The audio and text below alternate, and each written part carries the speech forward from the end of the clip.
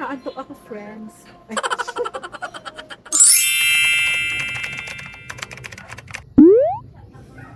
Good afternoon, ladies and gentlemen! So, wala na naman si Haring Araw, pero tingnan niyo naman. Papansin ko. Papansin. Hindi pansin-pansin to. Pero, so, medyo umaambon, guys. Pero, saan na naman tayo pupunta? Tapos na ang nails for 2 days afternoon. For 2 days afternoon. Diba? Nude. Linis tingnan. Nice. Light check. Inaantok ako, friends.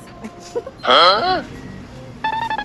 Ang lakas na ng ulan. Pero, ganda ng nails ko.